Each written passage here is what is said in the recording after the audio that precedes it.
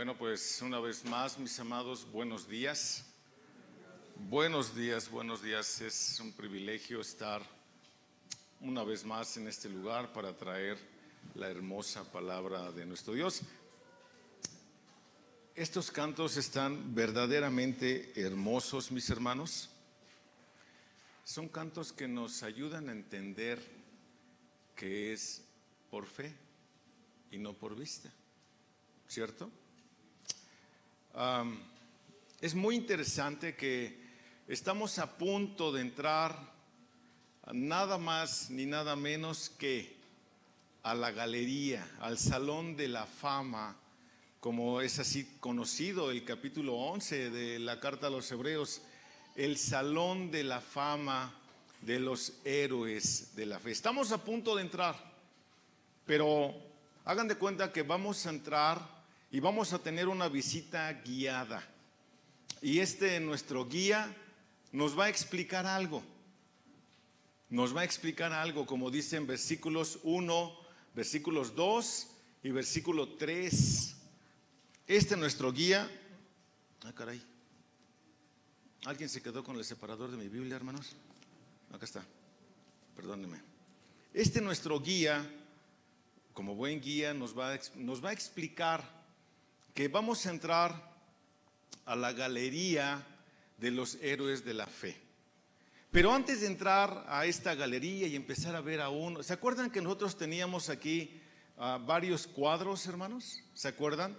De los reformadores, que en cierta medida ellos no aparecen aquí en el libro, en el capítulo 11 de los héroes de la fe. Uno, porque algunos todavía viven, y dos, pues porque ya está cerrado el canon, ¿no? Seguro que es por eso.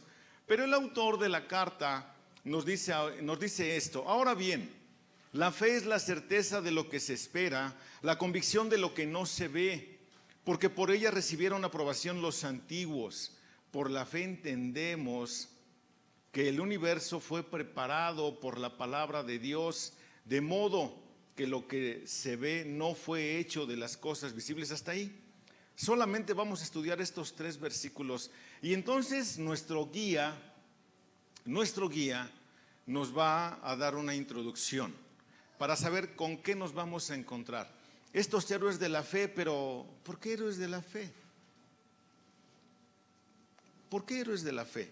Quiero leerles a manera de introducción una anécdota que es muy común, hermanos, que pase en nuestros días y dentro de la iglesia cristiana. Pongan mucha atención. Pero yo le creía, tenía fe en sus tratamientos. ¿Cómo pudo hacerme esto? Se quedó con todo mi dinero y ahora el médico dice que mi estado es crítico. Que puede ser muy tarde para que la medicina me ayude. Mientras ella doblaba su cabeza y empezaba a llorar, el consejero buscaba palabras de consuelo para esta mujer. Desafortunadamente, se trataba del final de un trágico cuento que sucede con demasiada frecuencia. El consejero dijo con amabilidad: cuénteme por favor cómo pasó y procure empezar por el principio. Hace poco más de un año me hice un examen médico completo, contaba la mujer. El doctor encontró un tumor en una radiografía.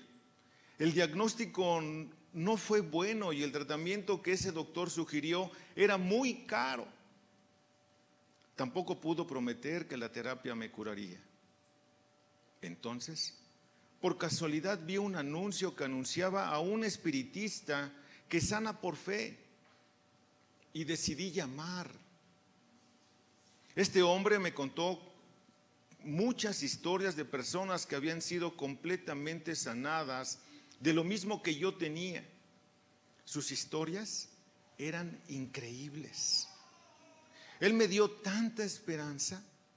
Ese hombre parecía interesarse tanto por cuidarme. Me dio turno inmediatamente en su abarrotado horario. Yo pensé que era cristiano, porque tenía una Biblia encima de su escritorio. Y aunque no los entendía, pensé que si creía realmente con todo mi corazón, iba a recibir un milagro también. Podía verlo en cualquier momento que yo quisiera. Él era tan amable y me dedicaba tanto tiempo valioso de él. En realidad, al principio me sentí muy bien y creí que me estaba mejorando. Cuando mi estado empeoró y se me acabó el dinero, se me hizo más difícil conseguir un turno con él. Luego, el día que fui a su oficina, me encontré con que se había ido y nadie sabía a dónde. Este triste cuento sin final feliz ilustra que el aspecto más importante de la fe es lo que usted cree y no el favor o sinceridad con que crea. ¿Cuántas historias conocemos así? ¿Se acuerdan de nuestra, bueno, algunos se van a acordar de nuestra amadísima hermana Anita Telles? ¿Se acuerdan de ella, Maín? Sí, ¿verdad? Anita Telles vivía aquí a la vuelta, hermanos, exactamente aquí a la vueltecita, después del terreno baldío, luego la primer casa, hasta el fondo, en un mini cuartito. Y digo mini cuartito porque yo no tengo ni el tamaño de Leo ni el tamaño de Mauricio. Y yo entraba así en el cuartito. Estaba chiquito. No solo eso, hermano. Nuestra hermana vivía de vender dulces allá afuera de su casa, con la competencia de la tienda y de la verdulería que están aquí a la vuelta. De eso se sostenía nuestra hermana. Cuando ella empezaba a venir acá, alguien le comentó que iba a haber una cruzada de sanación. La hermana fue. ¿Por qué? ¿Por qué fue? Porque a ella entraron a su casa la policía, catearon su casa y le pusieron varios cachazos a ella y la dejaron inmóvil en su cama.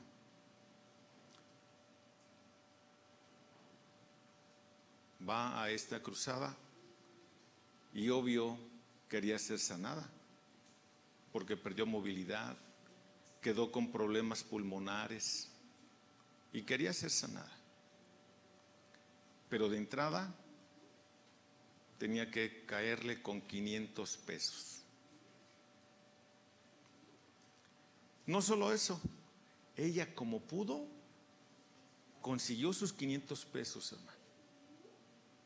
Y entonces, si pasen al frente los que quieran ser sanados, y será una cruzada, ¿no? Entre esos, nuestra hermana. Entonces, el supuesto sanador, que no sanó nada, no logró sanar a Anita. No lo logró sanar. Entonces le dijeron, bueno, es que quizá usted tenga que dar otros 500 pesos.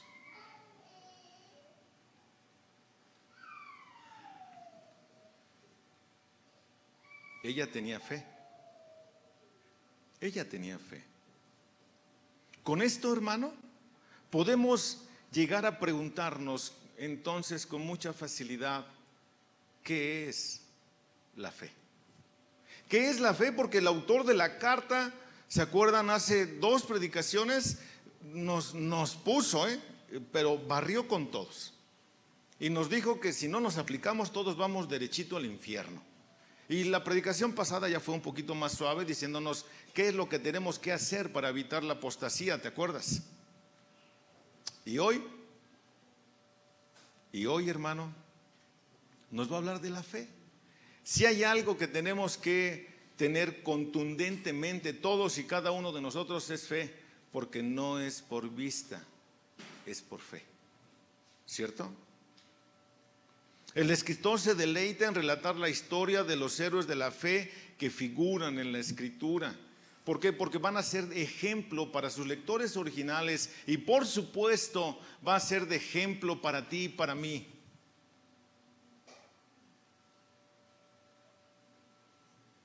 Por supuesto, en esta explicación del versículo 1 del capítulo 11, el autor de la carta no hace una exposición dogmática, más bien formula unas pocas oraciones claras y directas acerca de qué es la fe. Es por esto, por lo que veremos 3 puntos importantes. ¿Cómo se llama nuestra predicación de hoy, amados? La fe, el gran cimiento. Ahorita vas a ver por qué. Es muy interesante la definición en el texto original de lo que es la fe. Por eso esa imagencita donde parece, creo que sí pusimos esa, ¿verdad?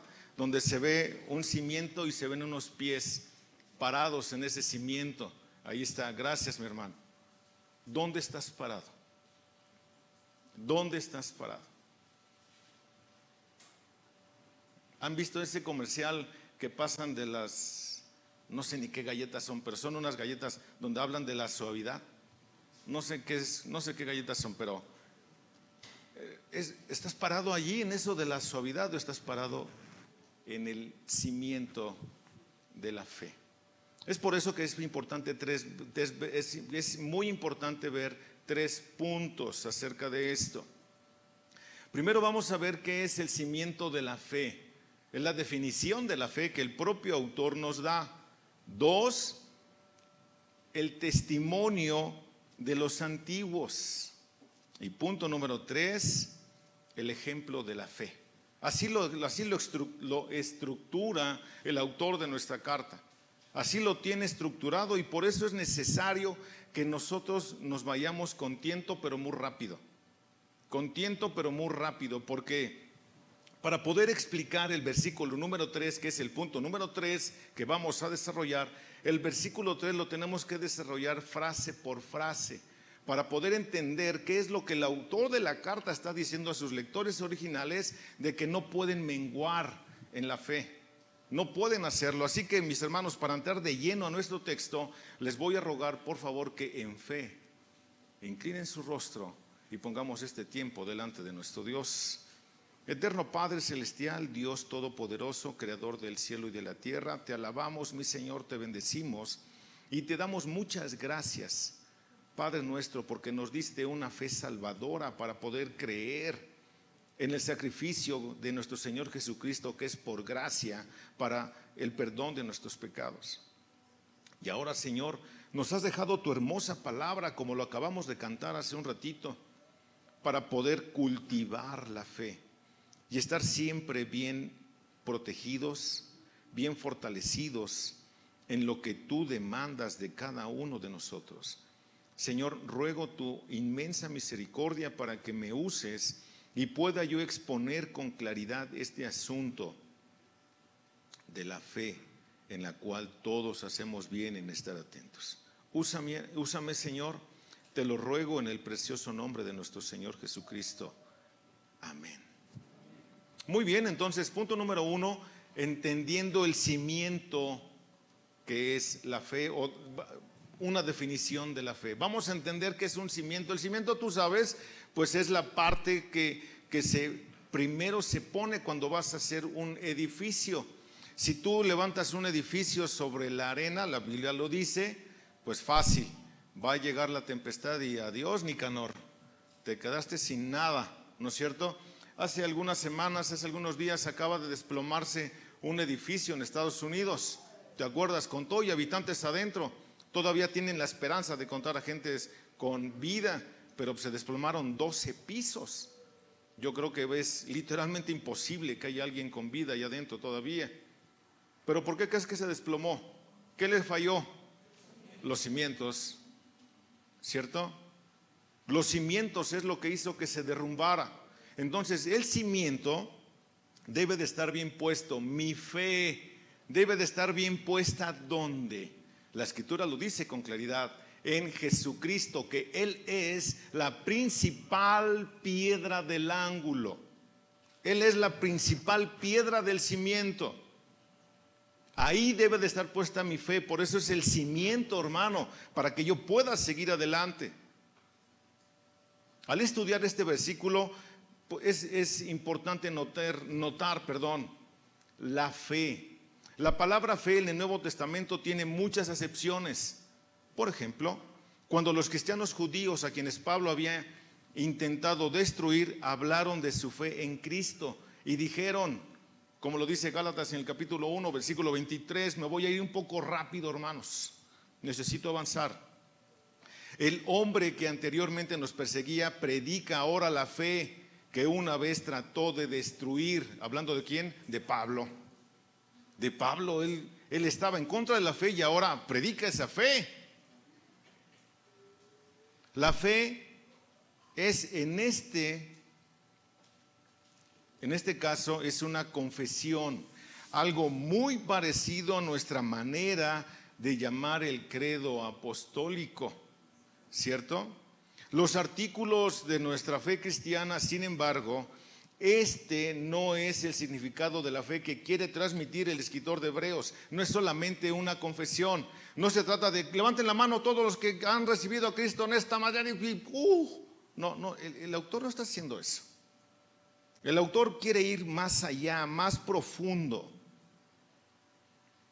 ¿Y qué es? Para los evangelistas que escribieron los evangelios, Jesucristo es el objeto de la fe. Entonces podemos entender perfectamente que la fe no es subjetiva. La fe es objetiva. El objeto de mi fe es Cristo. No es algo subjetivo, así como que todos los que quieran ser sanados, entreles con 500. Hermanos, yo no les voy a pedir 500. Por cuanto es muy complicado, pues sí hay que ponerle una feria, ¿no? Así de sencillo. Juan resume este énfasis al afirmar el propósito de su evangelio, a saber, como lo dice Juan en el capítulo 20, versículo 31, para que creáis que Jesús es el Cristo, el Hijo de Dios, y para que creyendo tengáis vida en su nombre. Ahí está. También Hechos demuestra que en el primer siglo una fe personal de Jesús era sello distintivo de los cristianos primitivos. Es un sello distintivo, hermano, la fe, porque sin fe es imposible agradar a Dios. Es imposible, y lo va a explicar el autor de la carta, versículos más adelante que tocaremos, si Dios lo permite, las próximas semanas. Vemos aún otro aspecto de la fe en el énfasis que Pablo pone en la aprobación, es decir, en reclamar para uno mismo la salvación de Jesucristo, como dice Romanos en el capítulo 3, versículo 22. Esta justicia de Dios viene por medio de la fe en Jesucristo a todos los que creen. A todos los que creen. Por eso Mauricio hacía un énfasis que es por fe desde la antigüedad hasta nuestros días. No ha cambiado esa parte. Es única y exclusivamente a través de la fe, ¿cierto? Como dice Romanos en el capítulo 10, versículo 17. Noten lo que dice Romanos 10, 17. Así que la fe viene del oír, y el oír por la palabra de Dios. Es una fe que también puede cultivarse. Debe de cultivarse todos los días, hermanos. No escuchemos chácharas. Escuchemos Biblia, leamos Biblia, veamos Biblia.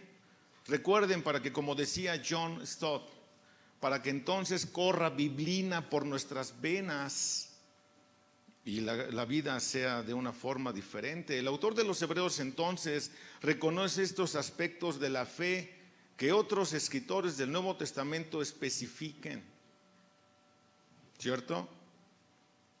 Los héroes de la fe tienen una cosa en común: poseen total confianza en Dios. Escucha, a pesar de todas las pruebas y de las circunstancias difíciles que ellos estaban viviendo, ellos triunfaron Escucha, ellos triunfaron en Dios solo por creerle a Él. Nada más. Somos más que vencedores, ¿no es cierto? ¿Por qué soy más que vencedor? Por medio de Cristo. Nike o Nike, Nike es la palabra, más que vencedor, más que vencedor. Nosotros debemos de permanecer entonces fiel o fieles a la palabra de Dios y fieles a su Hijo Jesucristo y fieles al mismo Dios, fieles al Espíritu Santo. Ahora hay más cosas a las que nosotros debemos de permanecer en fidelidad, que es fieles a nuestras esposas, fieles a nuestros hijos y por supuesto fieles a nuestra iglesia. Son cosas en las que debemos de permanecer con fidelidad. Si consideramos el capítulo 11 dentro del contexto de Hebreos, se evidencia la intención del escritor de contraponer la fe al pecado de la incredulidad. ¿Notaron eso? Porque está hablando del pecado de la incredulidad, está hablando del pecado de la apostasía. ¿Qué es la apostasía? La incredulidad. Y la fe, pues creer, pistis, ¿no es cierto? Eso es lo que el autor nos está explicando, ¿cierto? La verdadera fe creada en mí por el Espíritu Santo por medio del Evangelio no es solamente un firme conocimiento. Escucha lo que digo, no es solamente un firme conocimiento y convicción de que todo lo que Dios revela en su palabra es cierto.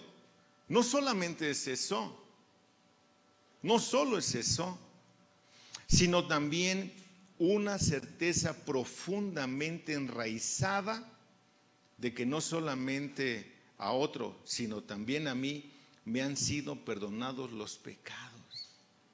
Eso es por fe. Que he sido reconciliado por siempre con Dios y que se me está concediendo la salvación. ¡Wow! Eso lo creo por fe. ¿Por qué acabamos de celebrar la Santa Cena, hermano? Por fe. Porque por fe creemos que así fue.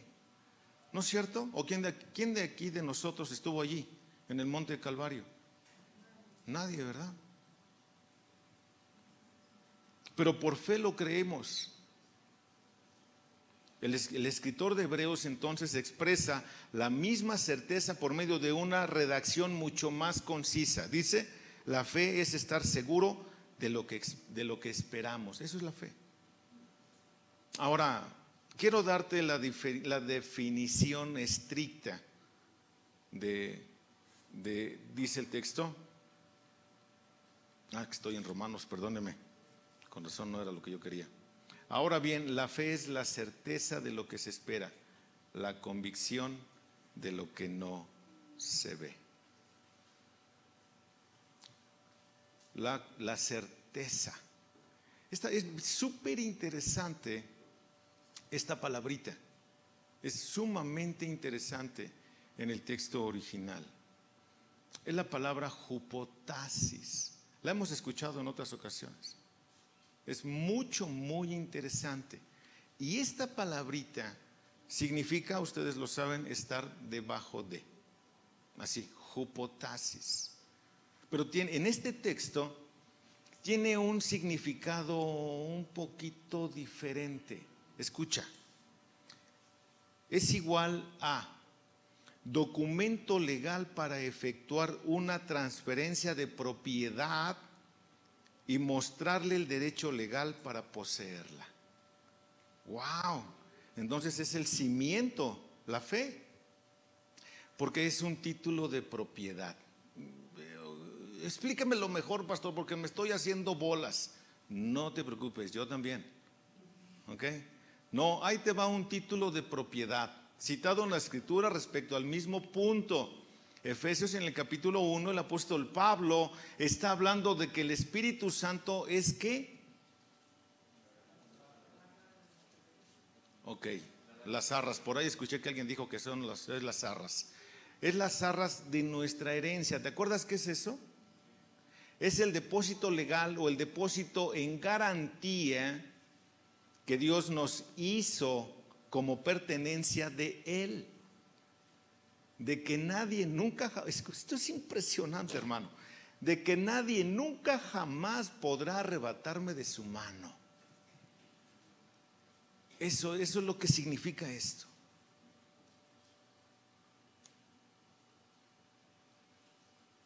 La fe entonces está absolutamente segura de que lo que cree es verdad. Nosotros no somos como la onda del mar.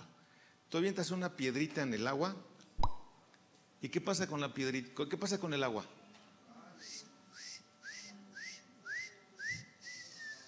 Y hasta que se desvanece, ¿no? Y a nosotros se nos va la onda, ¿no? Hasta que se desvanece. Pero nosotros no somos así. Porque la fe es la certeza de lo que se espera. Es exactamente eso.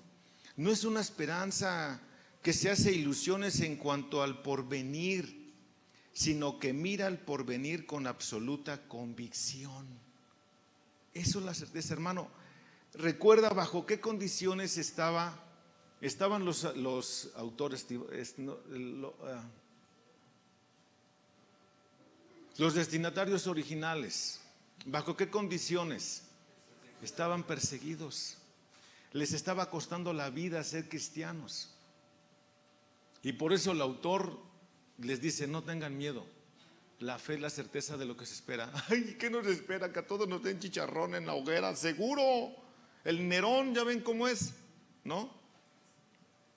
¿Era eso a lo que se refería el autor?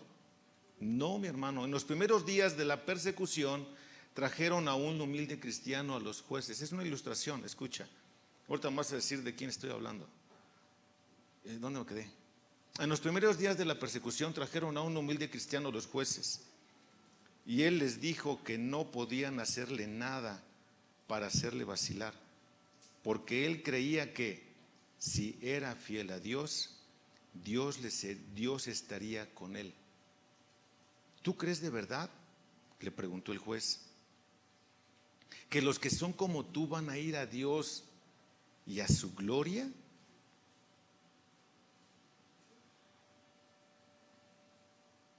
No es lo que me lo creo, respondió el hombre, sino que lo sé,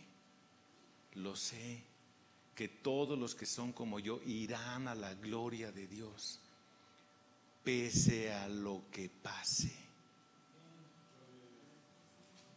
Pese a lo que pase. ¿Estamos dispuestos? Yo les preguntaba la semana pasada, ¿estamos dispuestos a defender nuestra fe, hermano, para cómo se ve que se están poniendo las cosas?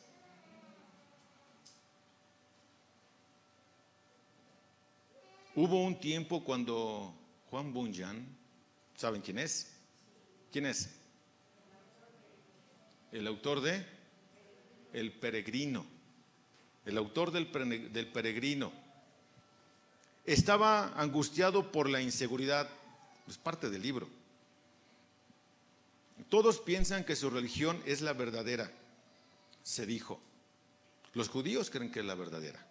Los moros, los paganos, los testigos de Jehová, los mormones, los jesuitas, los cristianos, los budistas, los marianos, los que quieras. Todos creen que tienen la verdad. Pero cuando recibió la luz, salió gritando: ahora estoy seguro, lo sé. La fe cristiana es una esperanza que se ha vuelto certeza. ¿Por qué flaqueamos, hermano? ¿Por qué de repente andamos ya con ganas de nada? ¿Por qué? Porque dejamos de cultivar la fe. Se hace pachicha, se seca, hermano. Ya yo no voy. ¿No es cierto? Porque la dejas de cultivar. Esta esperanza cristiana es tal que inspira toda la conducta de una persona. Escucha lo que digo. ¿no es cierto? Es la que dicta la conducta de una persona. Se vive con ella y se muere con ella. Su posesión es algo que hace actuar. Así de sencillo. Mosfat distingue 3 direcciones en las que actúa la esperanza cristiana: el creer en Dios frente al mundo. ¿Se acuerdan de Sadrach, Mesach y Abednego? ¿Qué hicieron estos 3 jóvenes? No se inclinaron ante el decreto del rey. Ellos abiertamente dijeron: no lo voy a hacer. Ay, pastor, no sea usted así, o sea, ¿por qué tan radical, pastor? Pues hay que tener amor.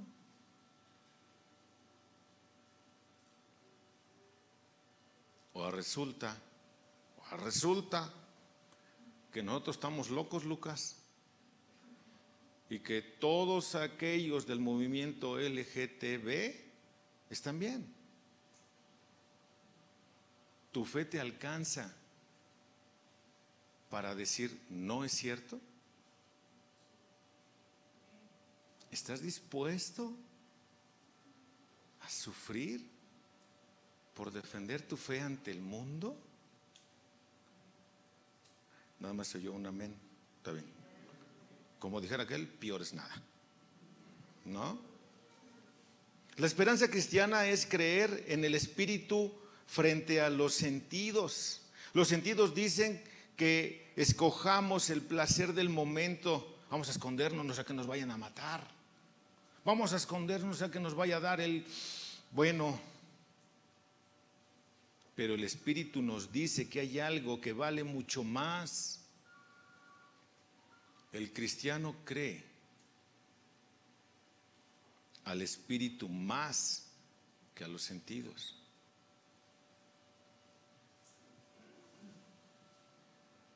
Es de sentido común, por favor. No, el Espíritu dice, no es así. La esperanza cristiana es creer en el futuro frente al presente. El presente parece ser lo suficientemente incierto, ¿no es cierto? Lo suficientemente incierto. ¿Por qué razón? Pues porque tenemos al COVID. Ahora, no solo ya traemos al COVID, traemos al COVID junto con toda la revolución que este ha causado, traemos una desgracia económica, parece que nada está funcionando. No solo eso, ya traemos el hongo negro ya muy cerquita. No solo eso, las mutaciones del propio COVID que dicen que es mucho más contagioso. No solo eso, los niños siguen en la casa y dicen, benditos escuincles, luego ¿cuándo los van a sacar?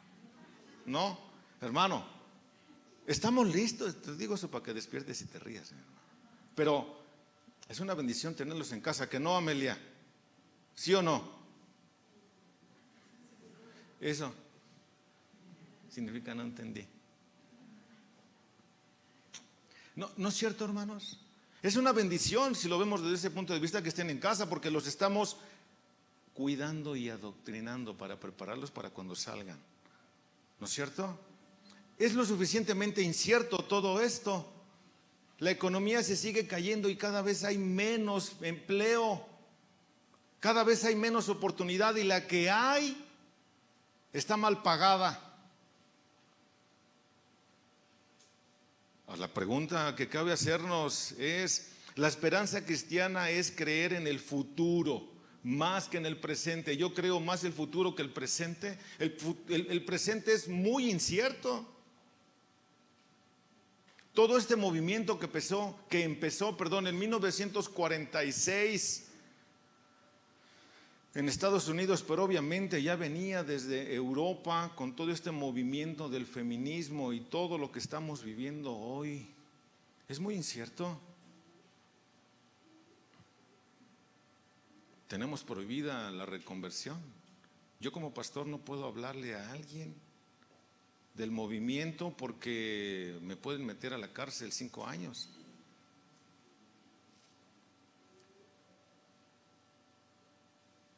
¿Y si se quedan sin pastor?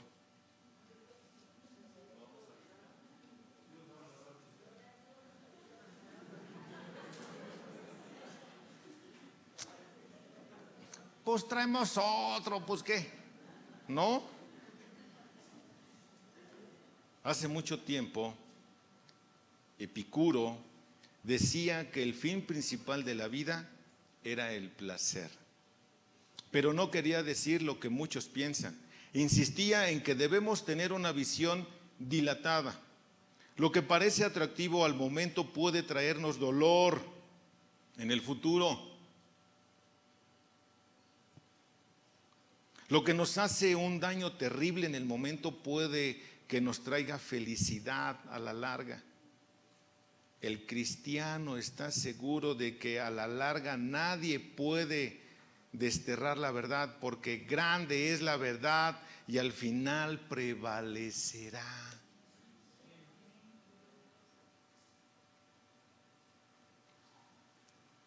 Parecía que los jueces habían eliminado a Sócrates y que Pilato había acabado con Cristo. Eso parecía. Pero el veredicto del futuro le dio la vuelta al momento. Fosdick dice en alguna parte que Nerón condenó a muerte a Pablo, pero pasados los años, escuchen esto me causó buena impresión. Pero pasados los años, llamamos a Pablo a nuestros hijos y Nerón solamente al perro. Eso es ver al futuro, ¿no es cierto?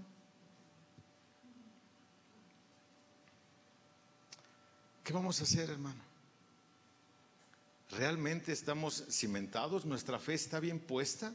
¿Está bien cimentada nuestra fe para seguir adelante? ¿O estamos ahí tambaleantes? ¿Cómo andamos, hermano? Por la fe, por el cimiento de la fe, fueron aprobados los antiguos, dice el versículo 2. Y es muy interesante esta palabra antiguos. Es muy interesante porque te va a sonar rápido, muy familiar. Es la palabra presbíteros o presbúteros. ¿Qué es un presbítero? Un antiguo.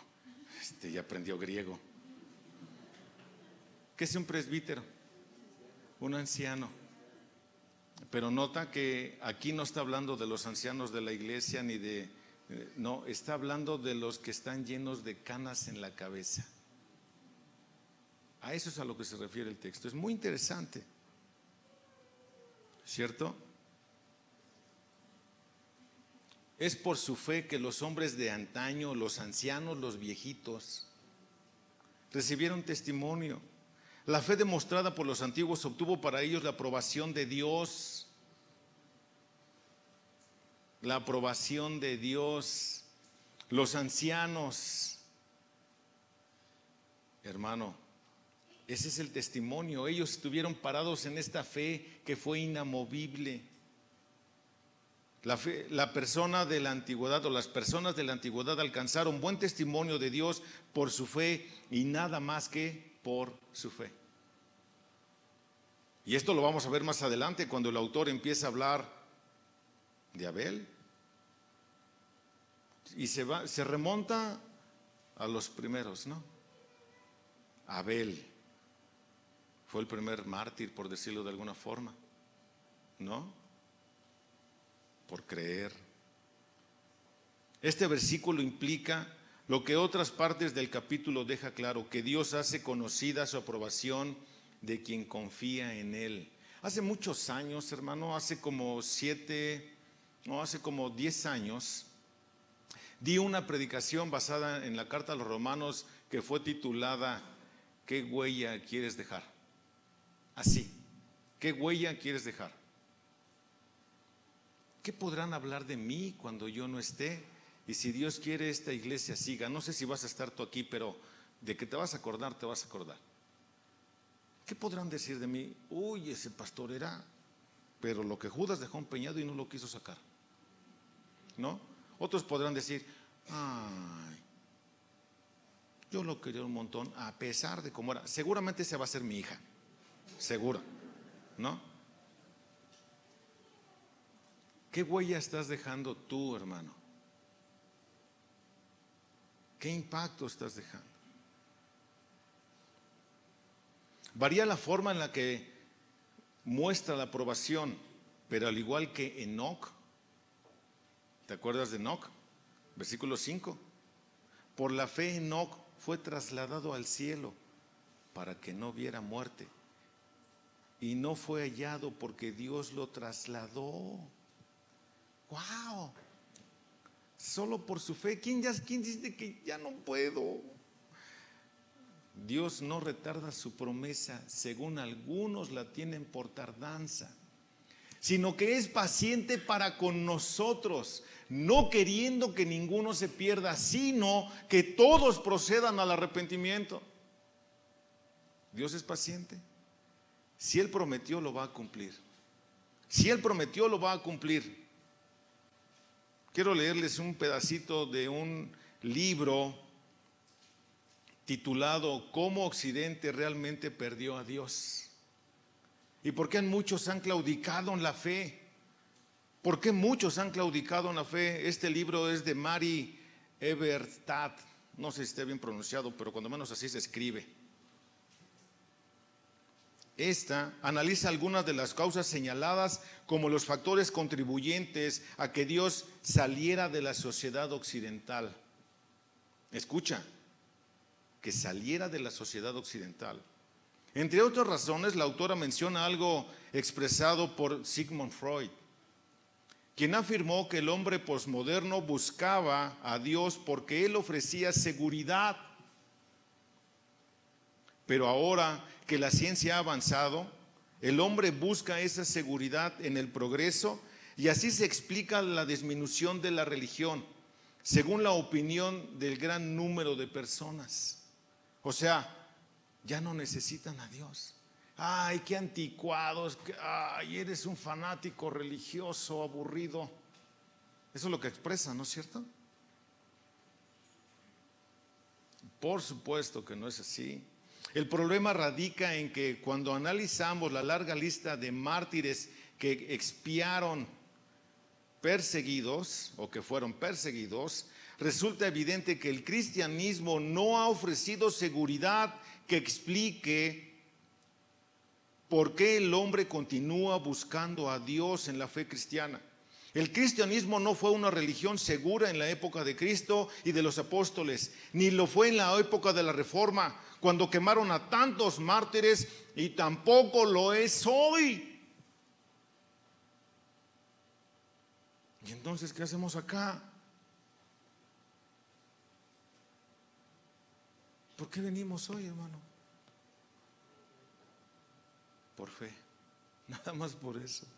No, el cristianismo no ofrece nada comparado con la ciencia y el progreso y la prosperidad, y todos traigamos carros nuevos y hagamos cosas. Te voy a decir por qué el cristianismo no ofrece nada de eso. Porque el cristianismo no es una baratija. Nada más por eso. El cristianismo no es una baratija. El cristianismo no ofrece hoy nada cuando se extiende la persecución y parece que se va acercando cada vez más y más y más y más y más. A pesar de eso, la religión cristiana prosigue en crecimiento. De manera que Freud estaba sumamente equivocado. ¿Y quién es Freud? Está loco el cuate, ¿no? Así, completamente loco. Fin de la cita. Entonces, los ancianos, los presbíteros, los viejitos siguieron esperando. Aquí voy a hacer una pausa, hermano. Jóvenes ilustres, el presente de hoy, el futuro de mañana, decían cuando yo era chico. Jóvenes, a ustedes me dirijo hoy. Ahorita me voy a dirigir a ustedes. ¿Quién de ustedes no se quiere casar en base a las circunstancias que estamos viviendo? Dice, Ay, híjole, pues como que yo sí la ando pensando, pastor, porque ¿cómo voy a traer hijos a sufrir acá al mundo? Vean cómo se está poniendo esto, bien complicado, ¿no? Y no, aquel sí quiere tener 2 hijos. No, ya para qué me caso, pastor, pues vea que el rato nos persiguen a todos y nos dan chicharrón. Y uno como quiera, pero ¿y los niños? ¿No es cierto? Uno como quiera, pero ¿y los niños? Bueno, déjame decirte que este pensamiento es un pensamiento meramente diabólico. Diabólico para todos aquellos que no quieren casarse o que se quieren casar y no tener hijos. Es un pensamiento completamente diabólico. ¿Por qué razón? ¿Por qué razón es diabólico? Porque con esto del movimiento LGTBIQ y todo lo que haya, van en una dirección para exterminar a la familia. Ahora escucha esto. Si van en la dirección para exterminar a la familia y ustedes jóvenes pretenden no tener hijos o tal vez ni casarse, esto es diabólico. ¿Por qué razón? Porque ya no habrá nuevas generaciones a las cuales transmitirles el evangelio.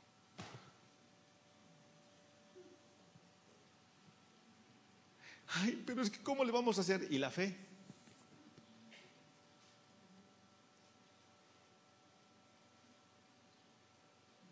¿Lo habíamos pensado así? Ay, pastor, usted siempre nos anda mandando al infierno. No, yo les aviento lazo para que salgan de ahí. No, ¿me explico, hermano? Es terrible. Ya no se podría transmitir el evangelio de generación en generación. Más bien vamos de generación en degeneración. Porque no quieren. Papás, eduquen a sus hijos. Explíquenle a sus hijos que esos pensamientos son meramente diabólicos. Y no estoy hablando de que traigan una pipiolera como mi abuelita de 15. No, tampoco estoy hablando de eso, hermano. Pero tampoco estoy hablando de que no. ¿Por qué hay tanto, hermano? Hay un fenómeno hoy dentro de las iglesias. ¿Por qué? Los solteros permanecen solteros. ¿Yo casarme? No, hombre, está re complicado. 30 años, 35 años. Y si bien les va, se casan. O quieren casarse. Hermanos, las señoritas están esperando que surja por ahí ahora ya lo quieren agarrar descuidado. No, yo ¿cómo voy a casar? No me alcanza ni para mantenerme a mí mismo. Te voy a dar un consejo. Trabaja más. Ora más. Dedícate al Señor y es por fe. No estoy diciendo que no trabajes. Claro, no estoy diciendo que no trabajes. ¿Ok? Hermano, ¿ya te fijaste cómo la fe es el cimiento? La fe debe de estar puesta en Cristo, en sus promesas, esperanzada en el futuro que ha de venir, que esta vida es meramente transitoria y que no vale absolutamente nada.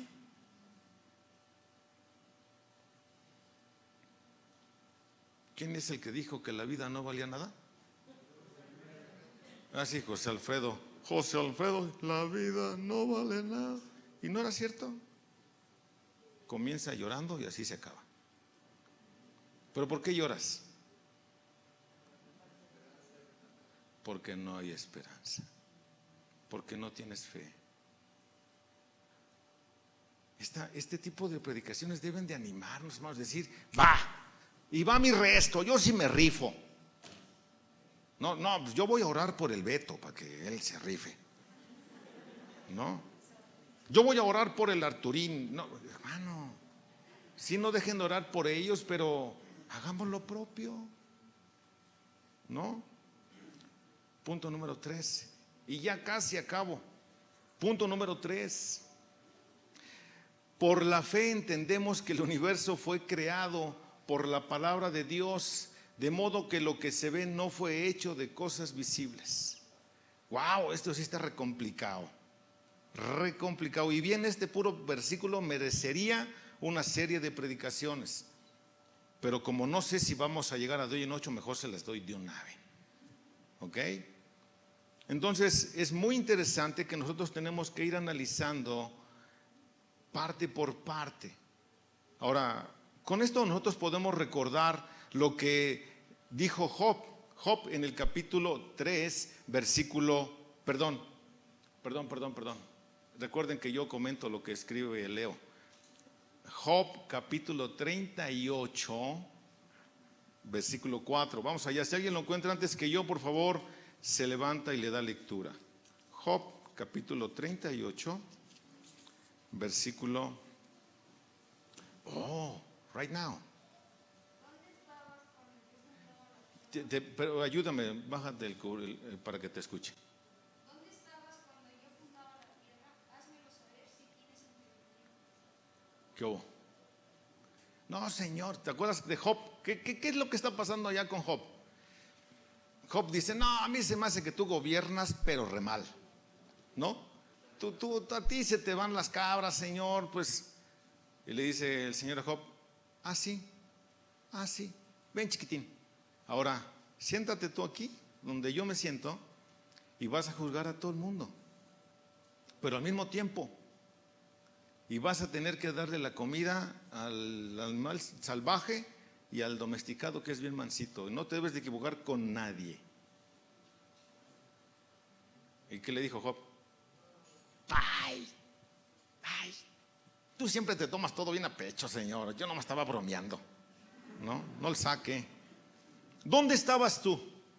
Al usar el plural entendemos, el escritor se incluye a sí mismo y a todos sus lectores en la confesión de que Dios creó el mundo. Dios creó el mundo y todos sabemos, cuando nosotros leemos el libro del Génesis, sabemos cómo fue hecho el mundo. ¿Cómo fue hecho el mundo?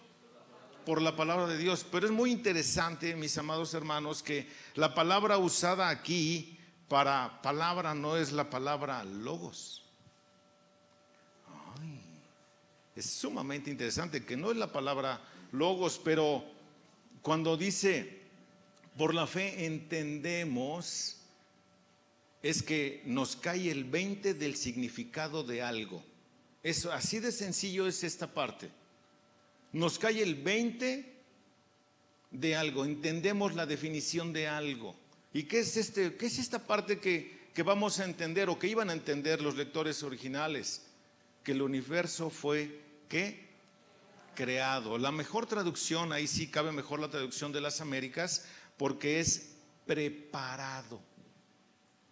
Preparado. Esa es la mejor traducción, hermano. Ahora, ¿para qué fue preparado? Para que este universo, para que este mundo en el que tú y yo vivimos y vivieron los destinatarios originales y vivieron los antiguos,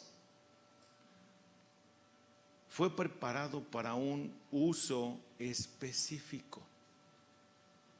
Para eso fue preparado el mundo, para recibir algo específico, para un uso específico. Dios, por supuesto, diseñó todo. Ahorita estamos en temporada ¿de qué? De lluvia. ¿Cómo sabemos que estamos en temporada de lluvia? Pues somos re listos, hermano. ¿No es cierto? Estamos en temporada de lluvia, pues porque está lloviendo, ¿no? ¿Quién diseñó la temporada de lluvias? Dios. ¿En cuántas estaciones? No son Observatorio, Juanacatlán, no son esas. ¿Cuáles estaciones son? Dios creó eso perfecto. ¿Quién lo gobierna? ¿Por qué no interviene el hombre? Porque no puede. Entonces dices, ahora entiendo. Eso es lo que está diciendo el autor. Y cuando está hablando de por la fe entendemos que el universo fue preparado por la palabra. Otra vez, no es la palabra logos, sino más bien se refiere a hacer uso rápido de la palabra. Es a lo que se refiere. Entendemos entonces ver para creer. Ver para creer. Pero Dios nos dice, creer es ver. Creer es ver. No, cuando dice, yo alcanzo a ver hasta allá, pues sí, pues lo estás creyendo. ¿No es cierto? Por ejemplo, ¿no te he dicho que si crees verás la gloria de Dios? Como allá en Juan, en el capítulo 11, en el versículo 40. Es que la fe es la confianza en la realidad de cosas que no vemos, la convicción de la realidad de lo que Dios ha revelado. Si Dios dijo que va a hacer, lo alcanzamos a ver. ¿Qué le pasó a Esteban, hermano, cuando lo estaban lapidando? Vio el cielo abierto. ¿Por qué lo logró ver? Porque lo creyó. ¿No? Noé, ¿cuántos años se aventó construyendo el arca? ¿Otra vez cuántos?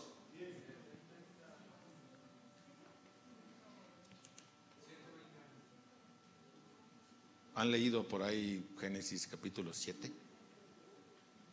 ¿Sí? ¿Ciento qué? 120 dice Chucho. Y todos ustedes lo secundaron. Bueno, me lo checan. A ver cuántos años se aventó Noé. ¿Ok?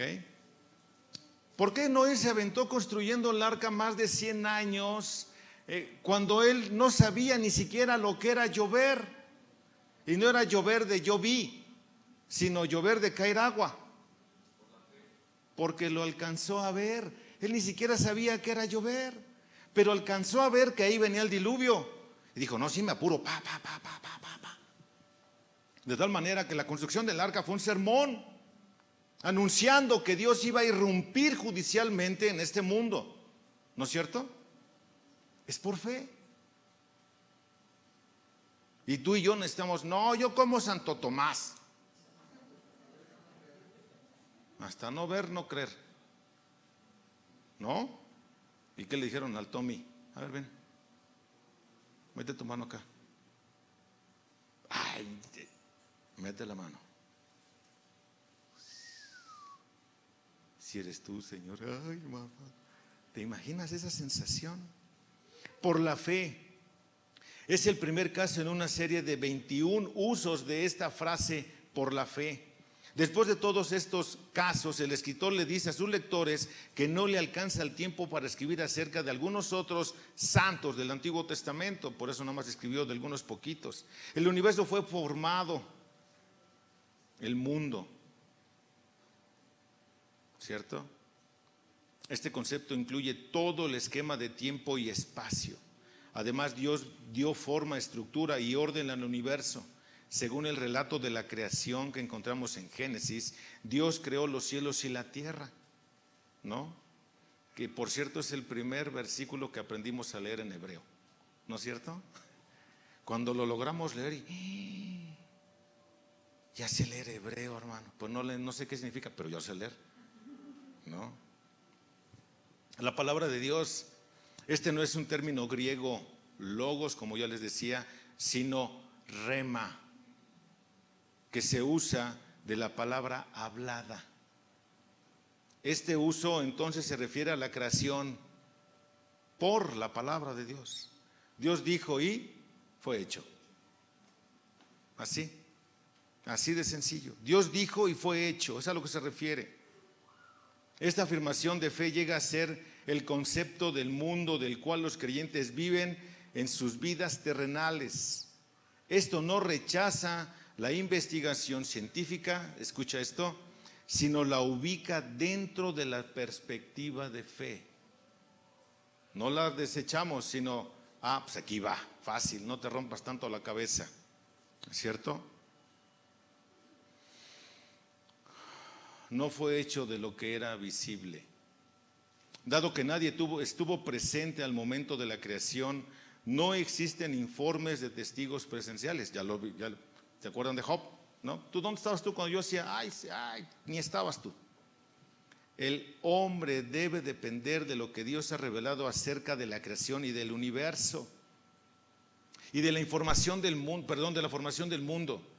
Y es por medio de la fe que el hombre adquiere la certeza de que la creación se origina en Dios.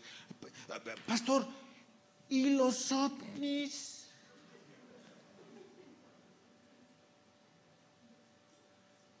Oiga, pastor, yo tengo una duda. ¿Y Dios creó todos los animales? Sí. ¿Y las moscas también?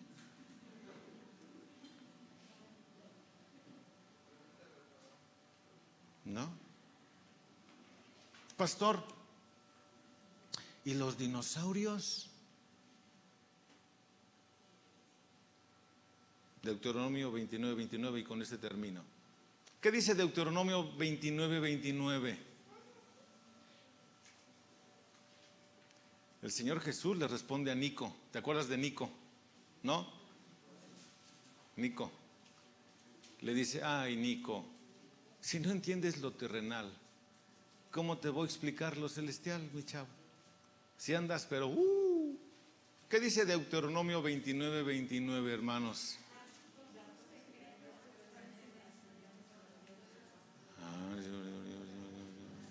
Amén. A ver, Liz, por favor, ponte de pie, hermana, y dale lectura. Pero bájate el cubrebocas para que te oigan, hermano. Las cosas secretas pertenecen a Jehová, nuestro Dios, mas las reveladas son para nosotros y para nuestros hijos para siempre, para que cumplamos todas las palabras de esta ley. Ay, pero es que yo quiero saber. Vive la Biblia, hermano. Vive la Biblia. Deja de andar perdiendo el tiempo de encontrar el hilo perdido y que el eslabón de no sé dónde y que... Cállate. Ponte a leer la Biblia y ponte a vivir la Biblia. Eso es lo que dice Deuteronomio 29, 29. Bástate la gracia y bástate este hermoso libro para leerlo, para memorizarlo y para vivirlo. Porque como citó Mauricio al principio, el Salmo 119, 11 dice: en mi corazón he guardado tus dichos para no pecar contra ti. Amén. Tan sencillo como eso, hermanos. Vamos a orar y terminamos con una alabanza. Amado Padre, Dios del cielo, te damos muchas gracias por tu enorme bondad, por tu provisión, por tu palabra, por el Espíritu Santo, por haber dado a tu Hijo Jesucristo un rescate por nosotros, por habernos dado fe, Señor, de creer aquello que no vimos, pero que es certero para nosotros. Ayúdanos a vivir de tal forma, Señor, en fe, que para nosotros sea muy convincente tu hermosa palabra, y entonces demos testimonio de que tú eres real y de que pese a lo que pase, tú estarás con nosotros todos los días hasta el fin del mundo, o hasta cuando cada uno de nosotros regresemos a tu hermosa presencia. Por el momento, Señor, rogamos que nos fortalezcas en fe. Ayúdanos a ver a la luz de la eternidad para no flaquear, para vivir acorde a lo que tú dejaste establecido en tu hermosa palabra. Ayúdanos, Dios, te lo rogamos en el nombre precioso de Jesús, nuestro Salvador. Amén. Gracias, hermanos. Continuamos con una alabanza y nos vamos.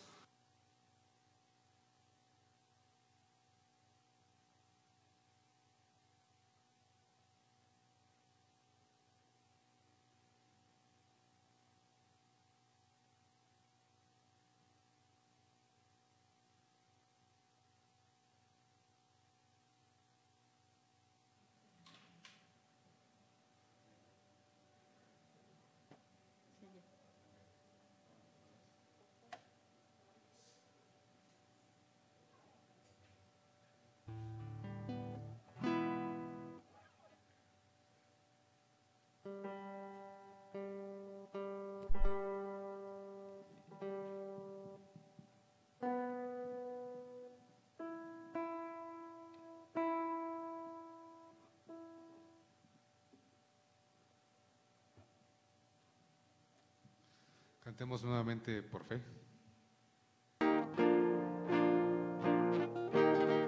Por fe